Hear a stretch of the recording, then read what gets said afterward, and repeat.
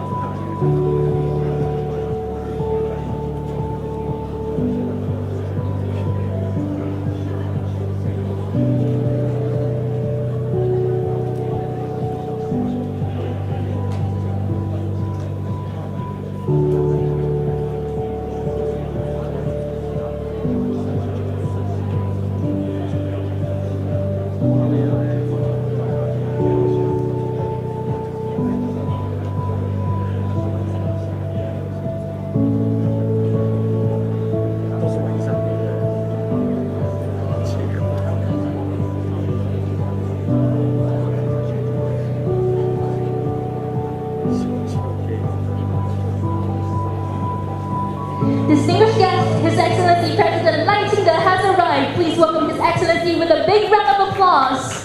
Welcome. President Lai is accompanied by the Chairman of the Prospect Foundation, Dr. Chen Tangshan, and Deputy Minister of Foreign Affairs of the Republic of China, Taiwan, Mr. Tian Zhongguo. Welcome. Thank you all for joining us today.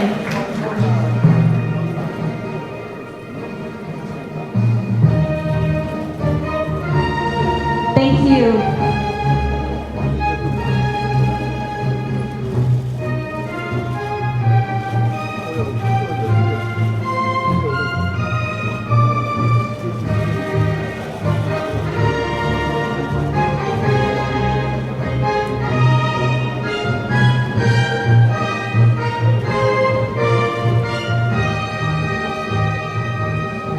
Thank you. It's our honor and great privilege to have all the VIPs, distinguished guests here today with us. Please take a seat.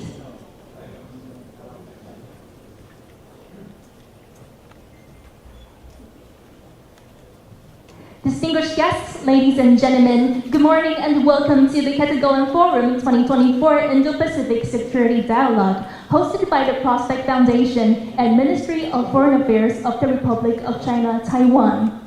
To begin, I'd like to first invite the chairman of the Prospect Foundation, Dr. Chen Tangshan, to deliver his opening remarks. Ladies and gentlemen, please join me in welcoming Chairman Chen. Welcome.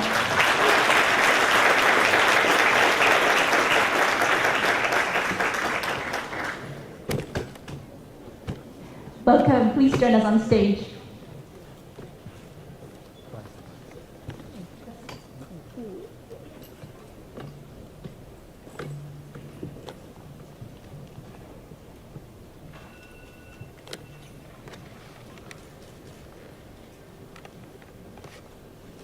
Welcome.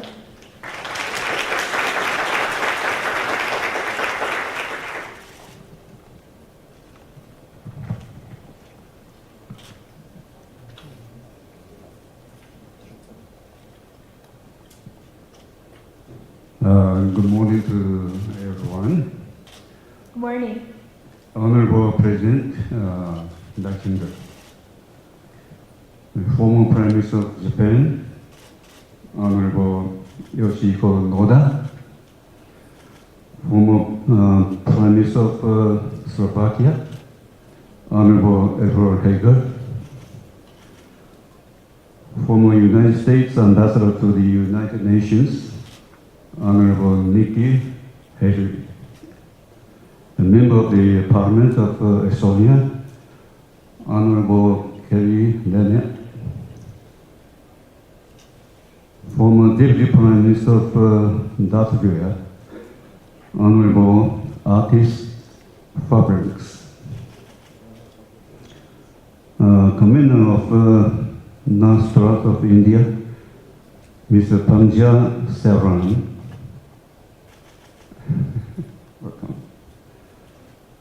and Secretary of General to the President, Mr. Pamelman. I don't know if he's here. Deputy Prime Minister Ten Zongguan, my good friend, and Vice Minister Chen Yiko. All distinguished guests this morning. Good morning.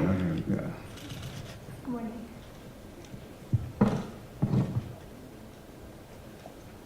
Every year, I remember when I stand here delivering the opening remarks for this very important security gathering. It seems to me that the list of challenges facing us has not only grown, but those challenges have become increasingly complex. This is my thought, I think. That is due both to the nature of our interconnected world and to the resurgence of a group of authoritarian states that, like us, are learning their lessons, adapting and remain obstinate in their efforts to weaken our societies, try to erode the ties that bind us, and rewrite the rules of the international system in ways that benefit their non-democratic worldview.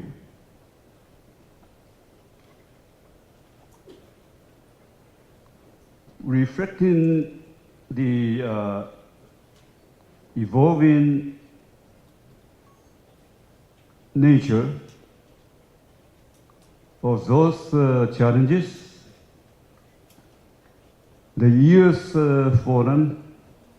forum, we offer a much-needed discussion by experts on 3 key topics that will have a consequential impact on our world for years, if not decades to come.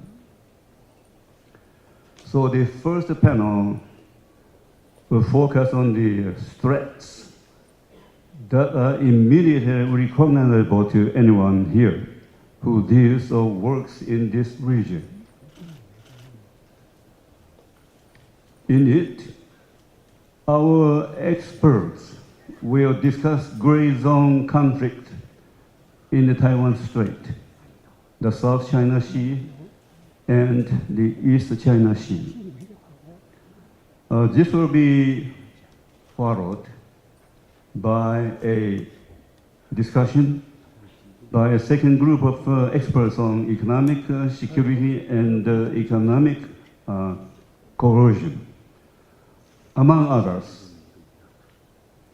They will touch on how to build economic resilience, de-risking, and the role of Taiwan's semiconductors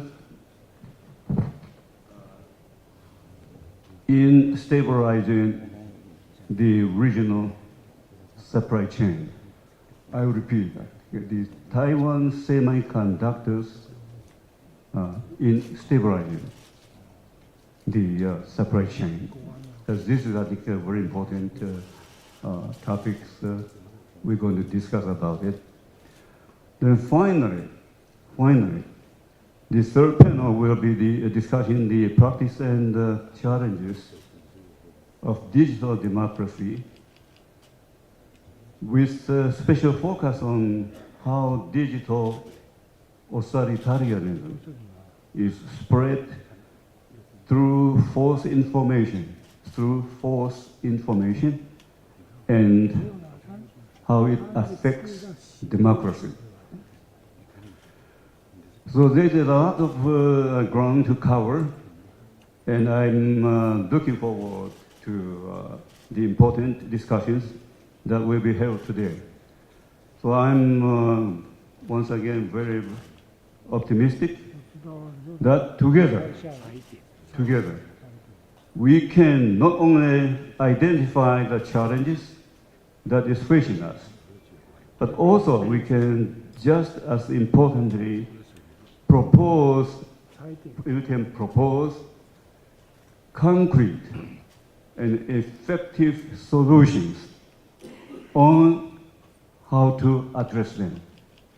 So this is a very important meeting, and we appreciate tremendously of your coming to participate in this very meaningful event.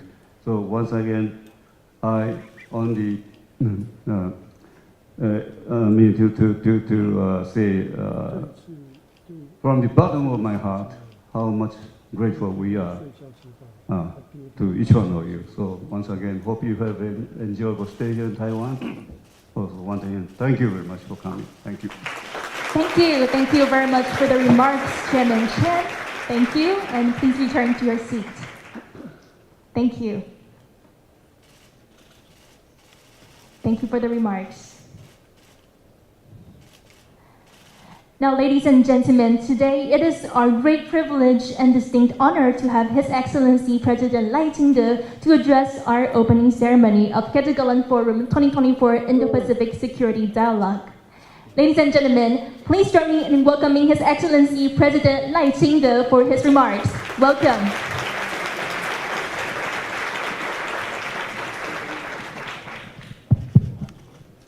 Chairman of the Prospect Foundation, Chen Tang-san, former Prime Minister of Japan, Noda Yoshihiko, former Prime Minister of the Slovak Republic, Edward Heger, former United States Ambassador to the United Nations, Nikki Haley, distinguished guests, good morning. Good morning. The凯达格兰Forum, now in its 8th year, is a platform for dialogue on security in the Indo-Pacific. This year's forum will cover topics such as security in the Taiwan Strait, economic security and economic coercion, and the practice and challenges of digital democracy. These are issues of concern for democratic countries around the world, and Taiwan is more than willing to work even closer with other countries in search of solutions. I want to extend a warm welcome to you all, and sincerely thank you for making the trip to Taiwan. Joining us today are political leaders, parliamentarians, and experts from 11 countries. We also have the special honor of welcoming former Prime Ministers Noda and Hager and Ambassador Haley, who will be as keynote speakers. Your presence demonstrates concrete support for democratic Taiwan. It's also a symbol of solidarity for the Indo-Pacific region. In recent years, authoritarianism has grown and is becoming more aggressive. It's now a challenge at the global level. We have seen Russia invade Ukraine, and North Korea threaten the peace and stability of Northeast Asia. Now conflicts have also broken out in the Middle East. We have also seen China's military expansionism in the East and South China Seas, not only through military exercise in the Taiwan Straits, but also in joint sea and air treaties with Russia in the South China Sea, Western Pacific, and Sea of Japan. Such actions are intended to intimidate China's neighbors and undermine regional peace and stability.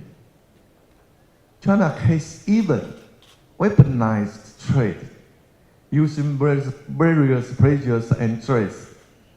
It's politically manipulating not just Taiwan, but also Japan, Korea, Australia, Lithuania, Canada, and other countries. I'm sure that these unilateral tactics of economic coercion are very familiar to our guests from Australia and Lithuania. We have also seen China use hybrid warfare tactics, such as cyber attacks, cognitive warfare, disinformation, and political interference in attempts to infiltrate and influence elections in Taiwan and other countries. China has also tried using technologies and the internet to spread digital authoritarianism and such influence the development of democracy globally. We are all fully aware that China's growing authoritarianism will not stop with Taiwan, nor is Taiwan the only target of China's economic pressures. China intends to change the rules-based international order. That is why democratic countries must come together and take concrete action. Only by working together can we inhibit the expansion of authoritarianism. Located in the fourth island chain, Taiwan faces the immediate threat of China, but Taiwan will not be intimidated. We will take responsibility to maintain peace and stability in the Taiwan Straits by implementing the 4 pillars of peace action plan. First, we will strengthen our national defense. We will continue to reform national defense and increase our defense budget as we make ourselves more self-sufficient in national defense and facilitate military procurement. We will outfit our forces with the equipment and weaponry they need.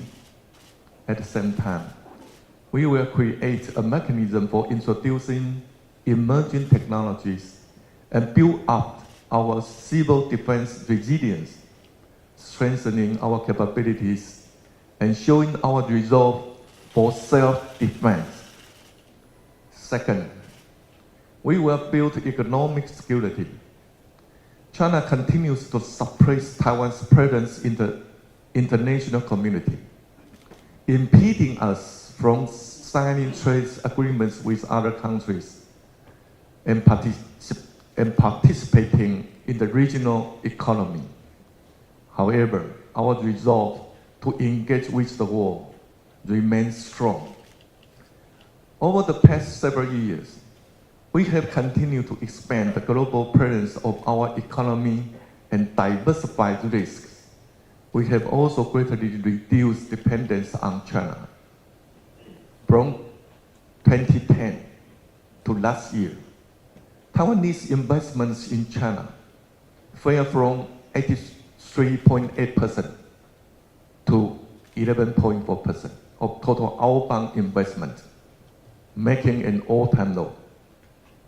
In the first half of 2010, our exports to China accounted for 43.1% of total exports. But in the first half of this year, the figure was only 31.2%, the lowest for the same period in the last 22 years.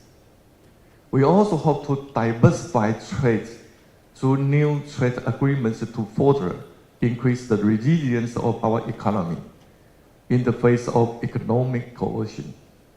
At present, the first agreement under the Taiwan-US Initiative of 21st Century Trade has already been signed, and the second round negotiation is ongoing. We have also signed a foreign investment promotion and protection arrangements with Canada to expand our presence in the North American market.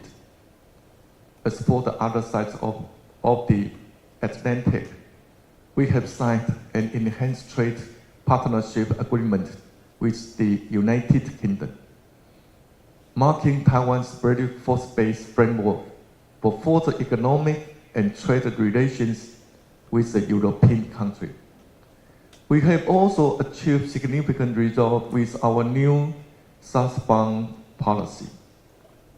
In the first half of this year, Taiwan's exports to the 18 new southbound countries reached $50.2 billion, the highest amount ever for this time frame.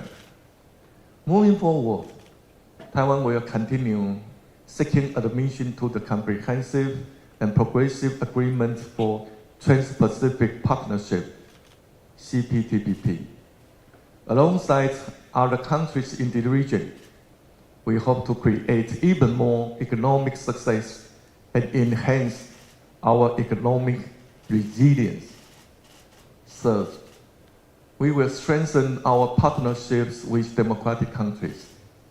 Taiwan will continue to expand collaboration with our democratic partners in all areas through values-based diplomacy.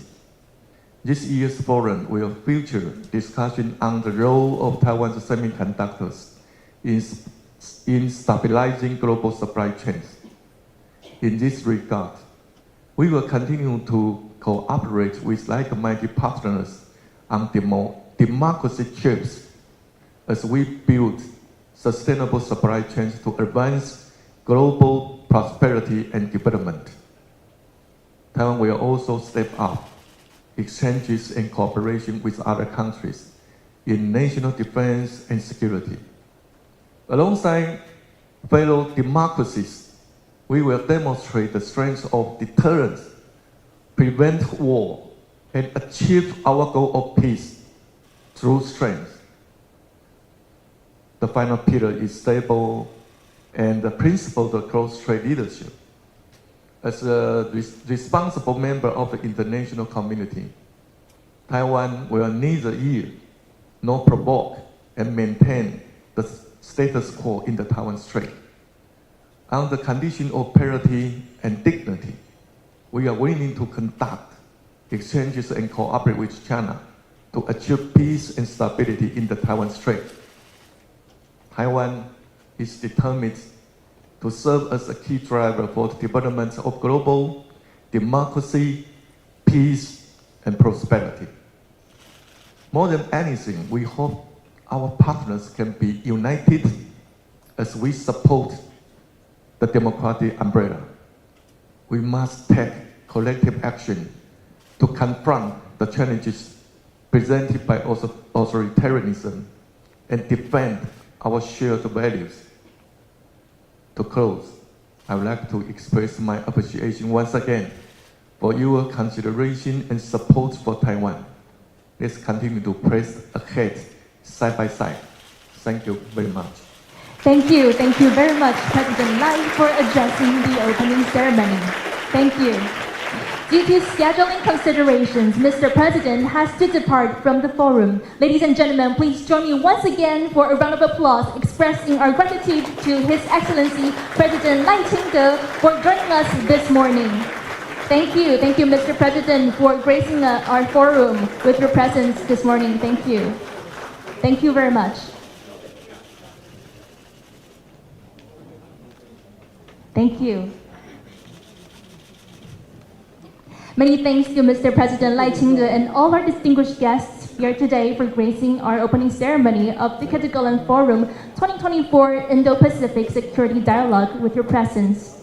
Ladies and gentlemen, the forum will begin shortly. Our first keynote speech will be delivered in Japanese. Simultaneous interpretation devices are available at the reception area. You may borrow one with your ID or business card.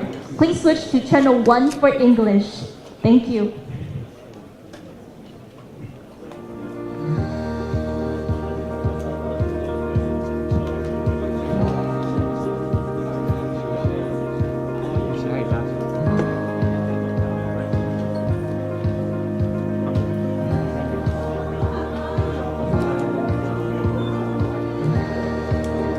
Our forum will officially begin momentarily, so if you would like to take this time to borrow a simultaneous interpretation device, it's at the reception area. Please join us shortly and after a few minutes. Thank you.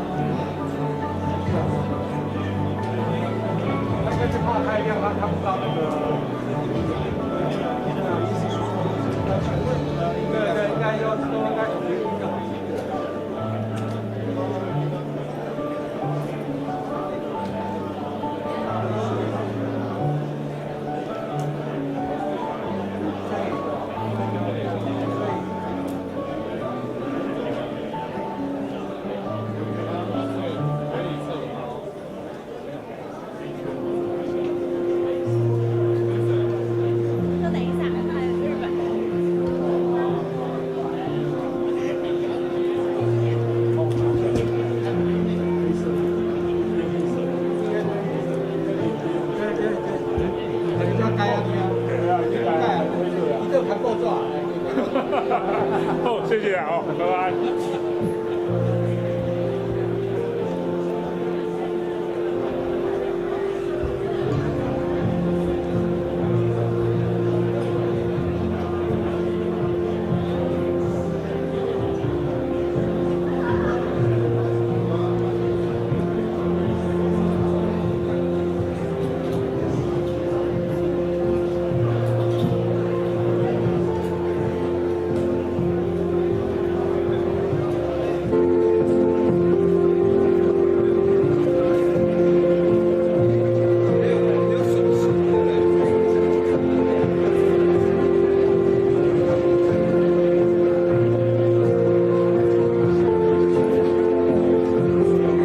Ladies and gentlemen, we have received a card key lost in this venue. So if you have lost your card key, you may proceed to the reception area. Thank you.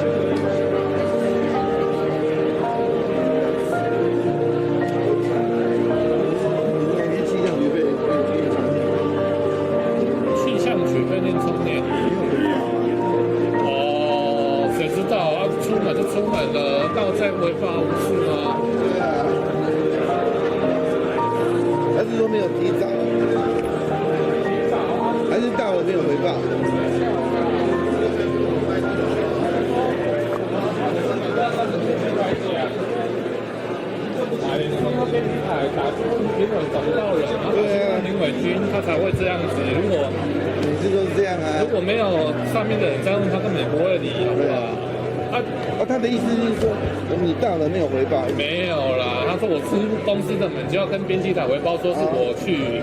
是这样。对，是说我到了没有回报，因为我出门的时候，然后他可能编辑台我是特早嘛，然后我出门，然后公司就没人等，编辑台打下来办公室问，都没人接，然后编辑台就打去问林伟君，然后林伟君就打去问念聪。然后念聪就是因为这样子，他才在生气，说为什么他又没有人什么时候规定说？对啊，是我们应该是我们到了回报的时候才是。我以为是你没有回报。没有啊，好不好？我开车开到一半，他就带我说到了最近的不要了，开车要跟别人回报，要开到外国了。对啊，我就跟别人讲回报了，没有。我还没到的时候，跟你讲就不到了，因为他已经把那个电话给编辑了。对啊。为什么我们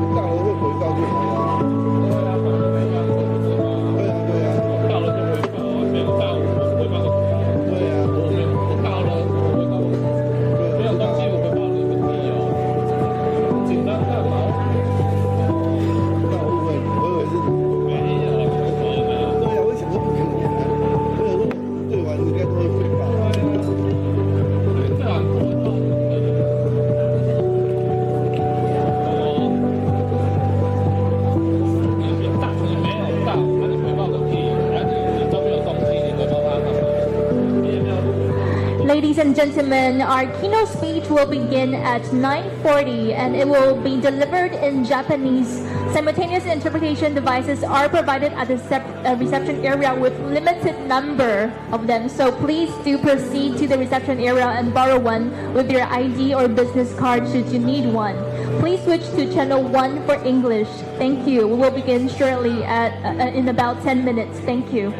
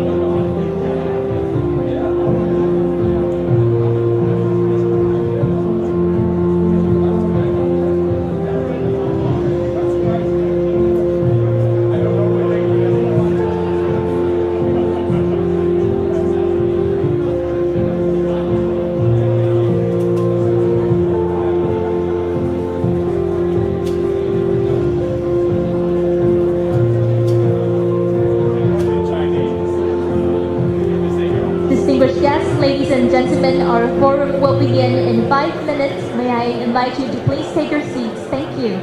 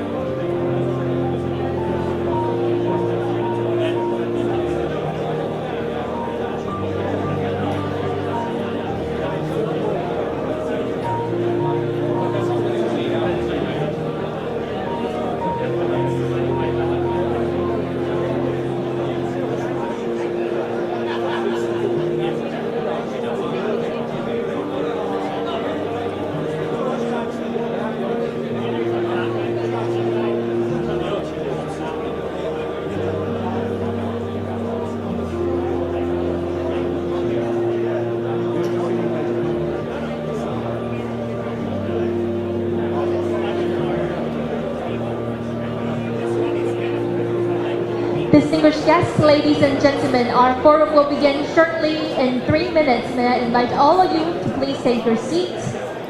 The first keynote speech will be delivered in Japanese, so you may use your simultaneous interpretation device during the speech. And may I invite you to please silence your mobile devices. Thank you very much.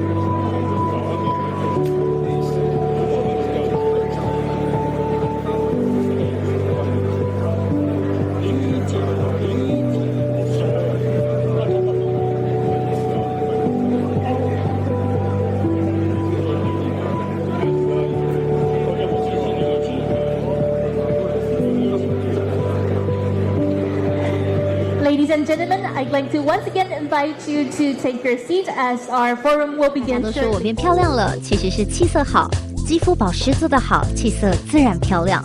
我选择 KS 皇家呵护芦荟保湿舒缓凝胶，因为它用国际芦荟协会认证高品质的库拉索芦荟，含有大量的粘多糖体，类似于玻尿酸，可以帮助锁住皮肤水分，让肌肤长时间保持水嫩，还运用 TTS 技术增强芦荟的生物活性，修护舒缓日晒后的各种不适。